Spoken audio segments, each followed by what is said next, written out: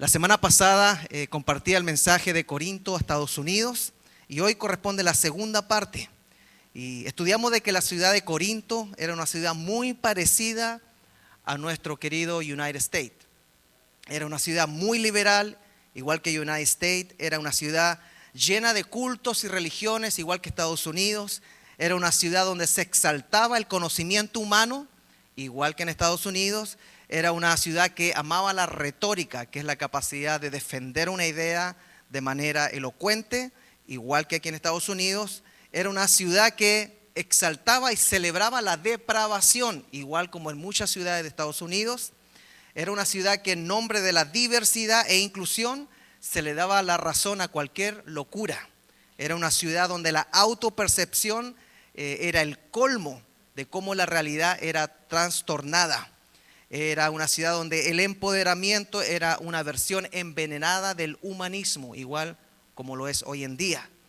Corinto era una ciudad que no poseía verdades absolutas. Cada uno tenía su propia verdad. Es decir, cada religión tenía un abanico de expresiones que todas eran válidas porque nada es absoluto, lo que va en contra de la palabra del Señor, al igual que hoy en día.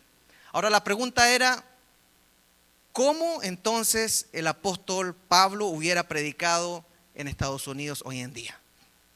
Y vimos que la respuesta es fácil, sencilla: hubiera predicado de la misma manera que le predicó a Corinto, porque son situaciones muy, muy parecidas. Y vimos la semana pasada que lo primero que le hubiera dicho a Estados Unidos fue lo mismo que le dijo en el capítulo 1 a la ciudad de Corinto, pero a la iglesia, no a la ciudad. Al escribirle la carta a la iglesia de Corintios, a los corintios, vimos que él le dijo que la unidad en Cristo era lo más importante. Ese era el punto número 1, unidad en Cristo. Y encontramos que en 1 Corintios 1, 10, 11 decía: os ruego pues, hermanos, por el nombre de nuestro Señor Jesucristo, que habléis todos una misma cosa y que no haya entre vosotros divisiones, sino que estéis perfectamente unidos en una misma mente y en un mismo parecer. Fíjese que a pesar de que la ciudad de Corinto era un desastre, no comenzó hablando de lo terrible que estaba pasando afuera, sino comenzó hablando de la iglesia de la unidad. A pesar de lo liberal que era la ciudad y a pesar de todo lo malo y extremadamente malo que estaba ocurriendo en la ciudad, Pablo lo único que le importó era corregir la unidad en la iglesia.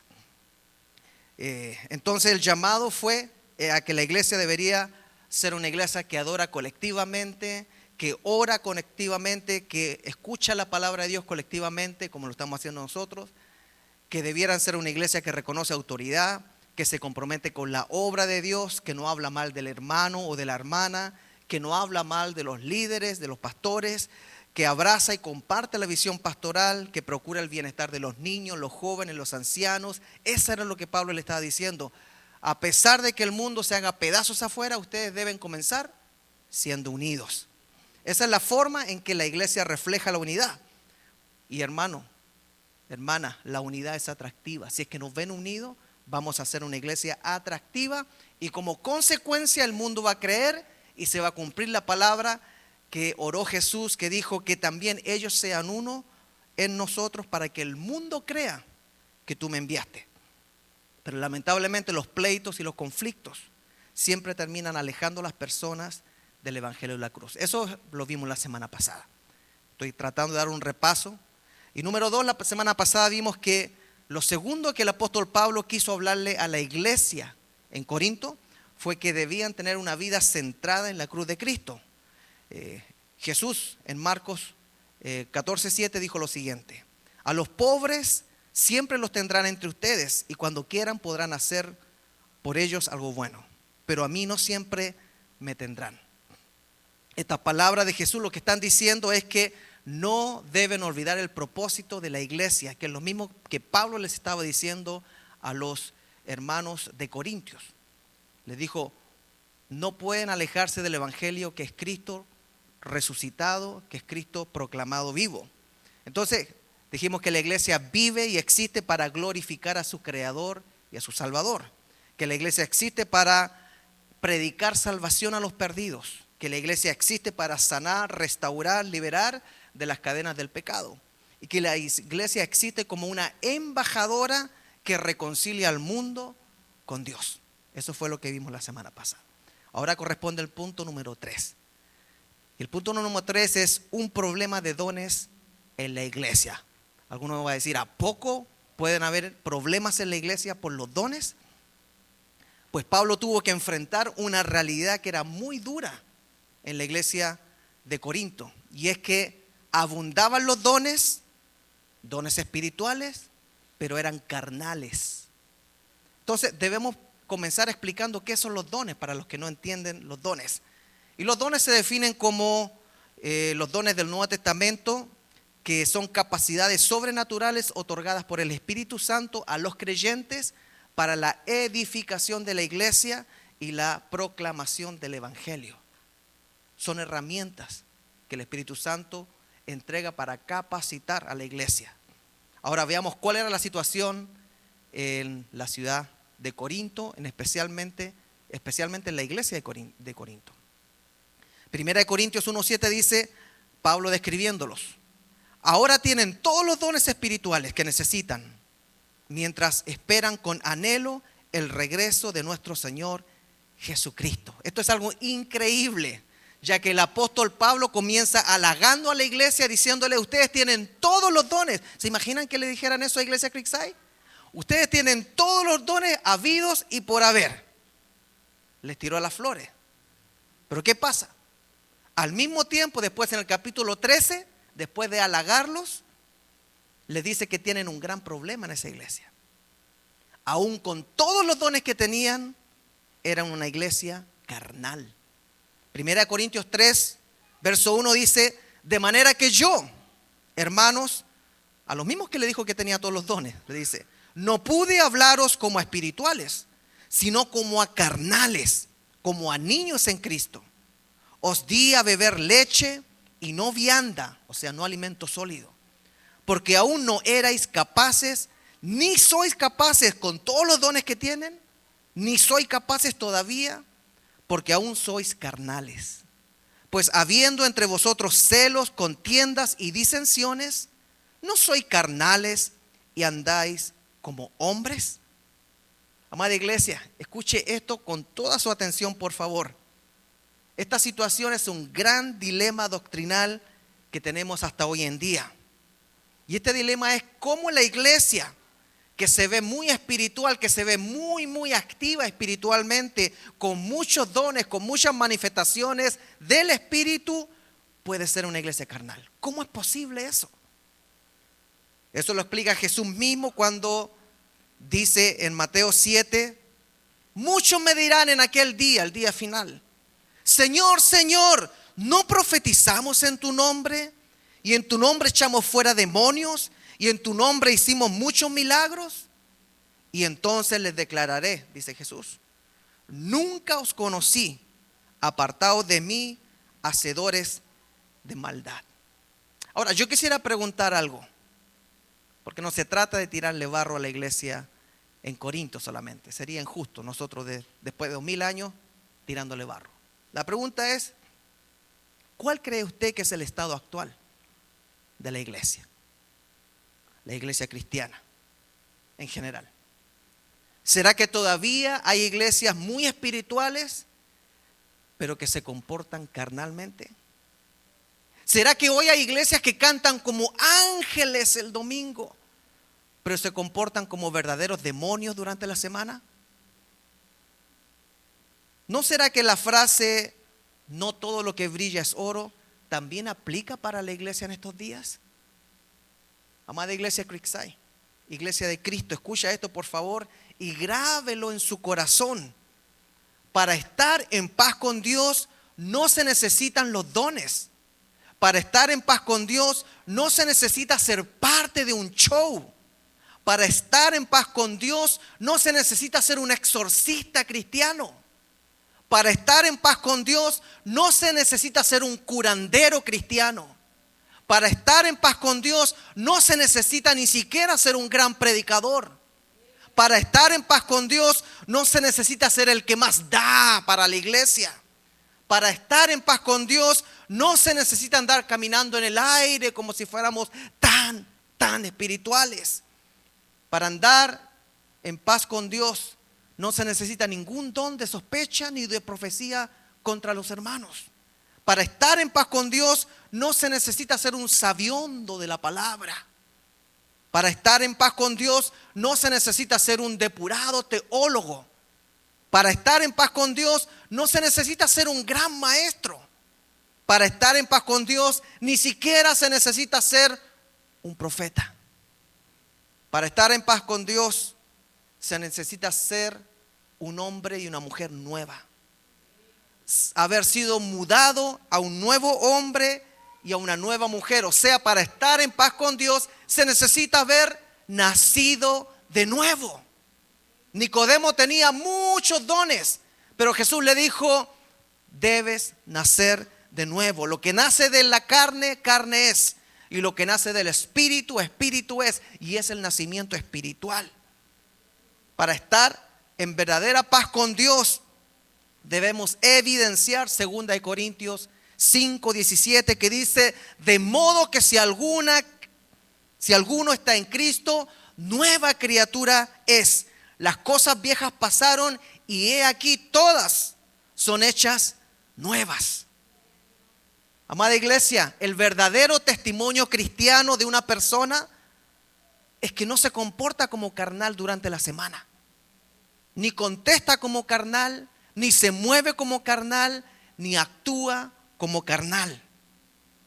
En la iglesia de Corintios, la inmoralidad sexual era un problema gravísimo. Pero quizás démosle un poquito de perdón, porque ellos vivían en una cultura muy promiscua. Vimos de que incluso tenían la prostitución religiosa que se practicaba como algo común. Entonces, cuando llegaban a la iglesia, a ellos les costaba cambiar su mentalidad promiscua. Por eso Pablo los confronta diciéndole en 1 Corintios 6:18: huyan de la inmoralidad sexual. Todos los demás pecados que una persona comete quedan fuera de su cuerpo, pero el que comete inmoralidades sexuales peca contra su propio cuerpo. ¿Acaso no saben que su cuerpo es templo del Espíritu Santo, quien está en ustedes y al que han recibido de parte de Dios?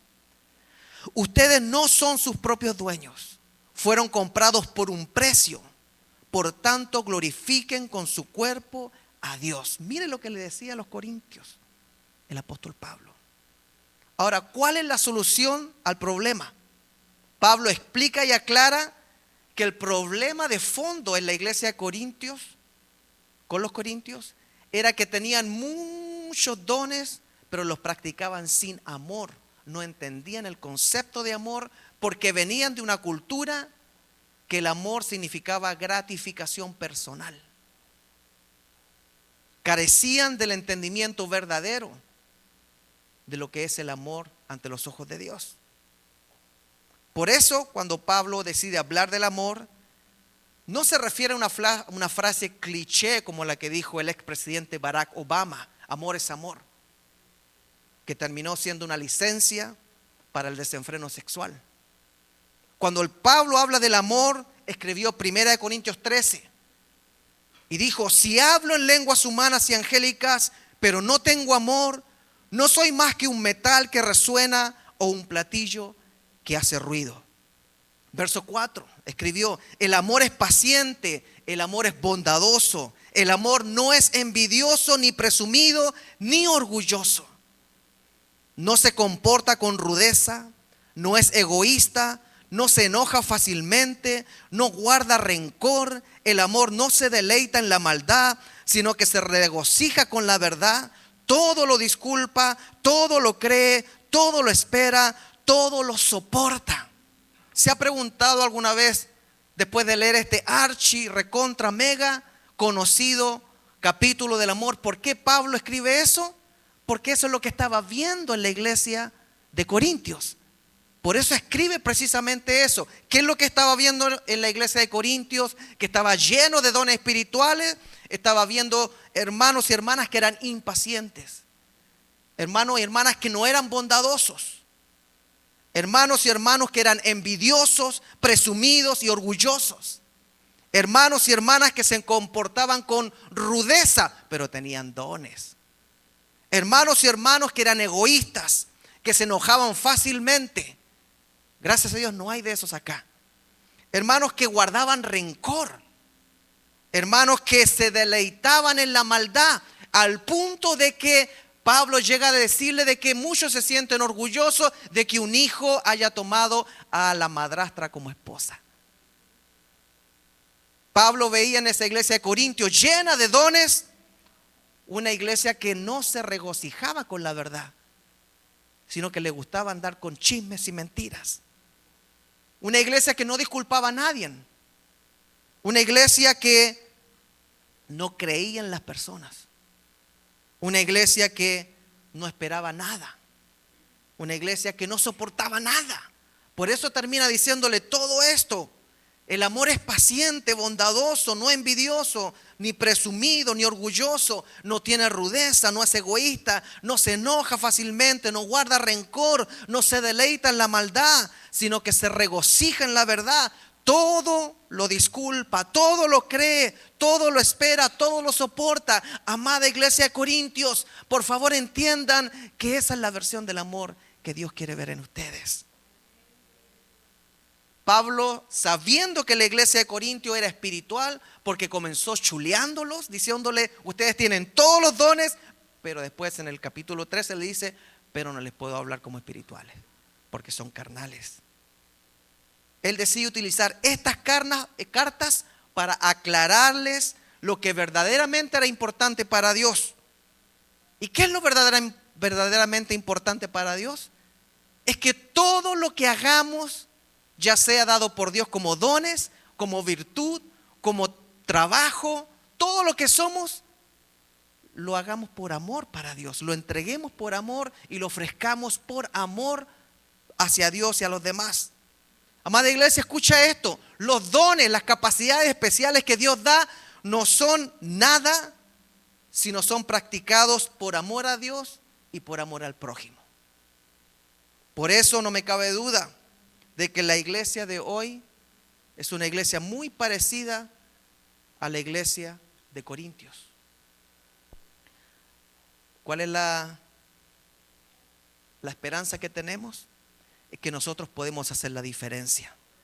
Aceptando esta enseñanza apostólica y entendiendo que los dones no son garantía de santidad.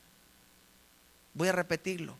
Los dones no son garantía de santidad. Su palabra dice que los dones son irrevocables. O sea, una persona puede comenzar a pecar y Dios no le va a estar quitando los dones, pero lo va a llamar a cuentas en el día final y le va a decir, nunca te conocí. Cuando los dones no se usan estrictamente para la edificación de la iglesia con humildad y temblor, estos terminan siendo la condenación que nosotros escucharemos en el día final. ¿Y cuál es el cuarto problema que el apóstol Pablo ve en la iglesia de Corinto? Era un problema de generosidad con la obra. ¿A poco, pastor? Sí. A pesar de que la iglesia en Corinto era una iglesia llena de dones, Pablo descubre otro problema con ellos. Y es que la iglesia en Corinto tenía un problema relacionado con la generosidad. Y no es que no tuvieran la intención de dar, ese es lo interesante. Sino que el problema de ellos, al parecer, era con la disposición de completar el compromiso que habían dicho para dar generosamente. Es decir, decían que iban a ayudar, pero retrasaban y retrasaban y retrasaban la ayuda. ¿Conoce a alguien así? No diga nada. Ahora, ¿y por qué está diciendo eso de la iglesia de Corinto usted? Pues en el capítulo 8 y en el capítulo 9 de 2 de Corintios se deduce por las cartas que Pablo los está exhortando a que concreten las ofrendas que ellos habían empezado con entusiasmo, pero que no las terminaban. Era puro bla bla, puro salto, pero no lo hacían. 2 Corintios 8 dice, y ahora por el bien de ustedes, dice Pablo, les doy mi opinión sobre este asunto. desde el año pasado, harto tiempo, ¿no? Desde el año pasado, ustedes no solo fueron los primeros en hacer algo, sino que deseaban hacerlo. Así que ahora, dentro de sus posibilidades, lleven a cabo lo que ya estaban dispuestos a hacer. Por esta razón, Pablo hace mención a otras iglesias y les compara a ellos con otras iglesias. Le habla sobre la generosidad que vio en otra iglesia y le dice en 2 Corintios 8 también: hermanos, también queremos contarles acerca de la gracia que Dios ha derramado sobre las iglesias de Macedonia. Fíjese, cuya generosidad se desbordó en gozo y en ricas ofrendas, a pesar de su profunda pobreza y de las grandes aflicciones por las que han estado pasando. Como que los quería hacer sentir mal, ¿no? Yo soy testigo de que ellos han ofrendado con espontaneidad y de lo que han hecho en la medida de sus posibilidades, e incluso más allá de estas. Insistentemente, ponga atención a esto, insistentemente los de Macedonia, las iglesias de Macedonia, dice el apóstol Pablo, nos rogaron que les concediéramos el privilegio de participar en este servicio para los santos. Mire qué interesante. Verso 5. E hicieron más de lo que esperábamos, pues primeramente se entregaron al Señor y luego a nosotros por la voluntad de Dios. Cuando leemos la forma en que Pablo escribe estas palabras, pareciera que su intención es que a los de Corintios les dé vergüenza. En otras palabras, los está comparando con otras iglesias con menos posibilidades económicas. Las iglesias de Macedonia dicen que tenían menos recursos, pero dice que ellas rogaban que se les concediera el privilegio de ofrendar. Como que está cambiando la forma en que se ve la ofrenda. Yo escuchaba a un pastor hace tiempo atrás que decía que había un hermano que siempre pasaba al frente y cuando echaba la ofrenda decía, la tiraba y decía, yo doy lo que se me da la regalada gana. Otros que amenazan a la iglesia porque van a dejar de aportar. Cuando en realidad lo que dice Pablo, que en las iglesias de Macedonia los hermanos rogaban que se les concediera el privilegio de ofrendar. Lo que está haciendo Pablo aquí es usar el ejemplo de las iglesias en Macedonia para motivar a los hermanos corintios a ser más generosos. Pablo les recuerda que dar a Dios es una gracia que Dios mismo nos da, es un regalo, porque Dios no necesita que le den, sino Él da la oportunidad que le den de corazón.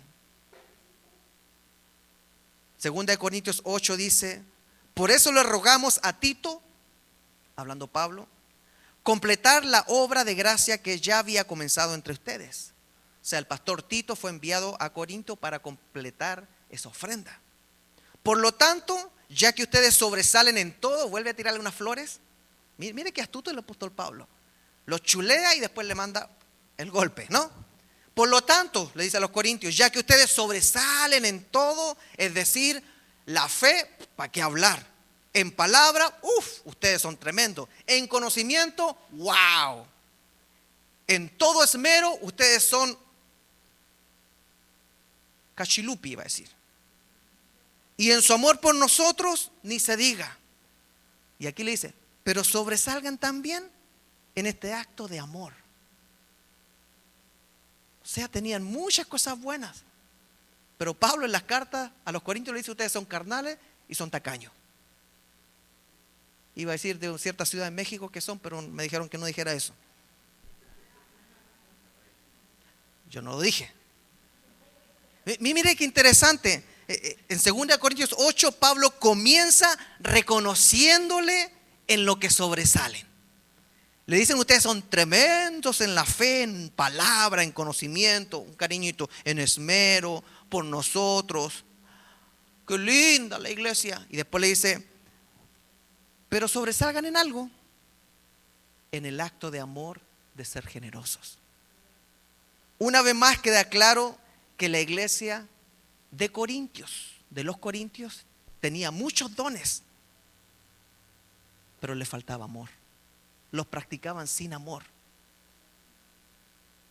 Amada iglesia, yo quisiera hacer la siguiente pregunta, porque no se trata de tirarle barro a la iglesia de los Corintios. Ya murieron los hermanos, ya están esperando el juicio. La pregunta es la siguiente: ¿hemos entendido que el ofrendar y el diezmar es un acto de amor? Y es un acto de amor hacia la obra de Dios que Él desarrolla en diferentes ciudades. En las iglesias de Macedonia, en Corinto. Cuando Él escribió a los Corintios, Pablo se encontraba en Éfeso. El dar a Dios es un acto de amor hacia la obra de Dios. ¿Cuántos saben eso, amada iglesia? Solamente tenemos una cierta cantidad de años aquí en la tierra para participar de la obra de Dios. Y después, cuando partamos, solamente quedará constancia de cuál fue nuestra decisión cuando estuvimos en vida. Prueba de esto es que hasta hoy en día las iglesias de Macedonia quedaron registradas como unas iglesias bondadosas, generosas. Quedó registrado. Y la iglesia en Corintio quedó registrada como una iglesia que había que pucharla. Ya, pues si ustedes son tan cool, también amen la obra del Señor. Todos los hermanos de la iglesia de Macedonia, de las iglesias de Macedonia, y todas las iglesias que aparecieron en el Nuevo Testamento pueden descansar en paz, sabiendo que por lo menos lo que pudieron hacer en vida por la obra de Dios, lo hicieron. Y fíjese que Pablo se preocupa de escribir que ellos no tenían mucho, pero se esforzaban por dar. Ahora, como no se trata de criticar a la iglesia ni a los hermanos de Corintios, sino de aprender nosotros, la pregunta sería: ¿Iglesia Creekside se parece más a las iglesias de Macedonia, que daban con sacrificio aunque les costaba? ¿O se parece a la iglesia en Corinto, que había que andarla chuleando y pedirle por favor que se acordara de hacer un acto de amor, de generosidad? Yo sé que alguno puede estar diciendo: ay, el pastor ya empezó con su tontera. Ya empezó a hablar, ya echó a perder el sermón. Yo no lo echó a perder, lo echó a perder Pablo. Yo estoy desglosando lo que Pablo le dijo a los hermanos de Corintios y lo que Pablo le diría a la iglesia de hoy. Comencé diciendo eso. A todos los que piensan que ellos se ganan el dinero con el sudor de su esfuerzo y que me molesta que el pastor predique de eso, yo les quiero recordar algunas cosas. Salmos 24:1 dice: del Señor es la tierra y todo cuanto hay en ella, el mundo y cuantos lo habitan, porque Él afirmó la tierra sobre los mares, la estableció sobre los ríos. Ageo 2:8 dice: mía es la plata y mío es el oro, afirma el Señor de los ejércitos. Y después dice algo muy lindo para los que entienden eso: el esplendor de esta segunda casa será mayor que el de la primera, dice el Señor de los ejércitos. Y en este lugar concederé paz, afirma el Señor de los ejércitos. Después escuchamos las palabras de Jesús en Lucas 12:20, cuando dice: necio, hablando del hombre rico que acumuló y acumuló. Esta historia que cuenta Jesús, le dice: pero Dios le dijo: necio, esta misma noche te van a reclamar la vida. Otra versión dice: esta misma noche vienen por tu alma. ¿Y quién se quedará con lo que has acumulado? Por eso el apóstol Pablo termina recordándoles la forma correcta de ser generosos a los hermanos en Corinto. ¿Les interesa escuchar esa forma correcta? Segunda de Corintios 9:7. Cada uno Mire qué sencillito se los colocó.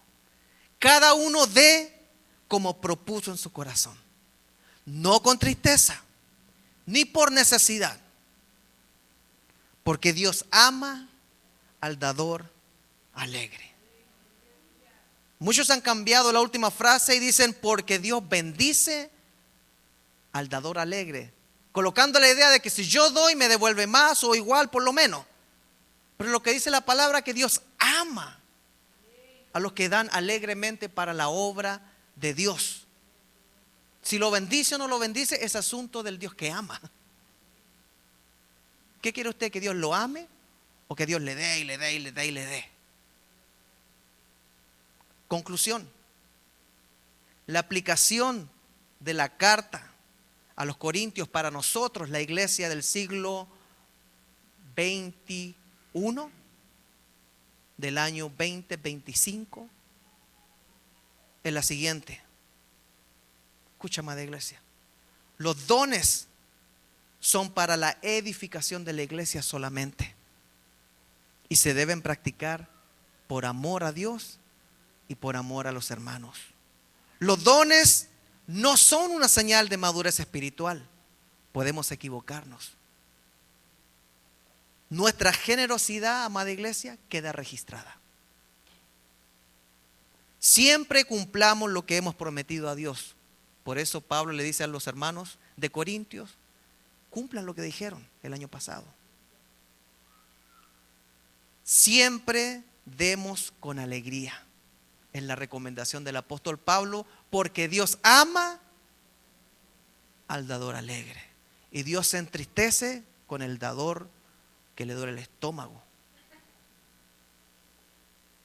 Y algo que también menciona Pablo, si nos falta la fe, si pensamos que esto no funciona, miremos a otras iglesias. Pablo le dijo a los de Corintios, miren las iglesias en Macedonia, que teniendo menos, se esfuerzan más por dar y ellos ruegan que se les dé el privilegio de dar a Dios. ¿En qué categoría estamos nosotros? ¿Somos mucho mejor que la iglesia en Corinto?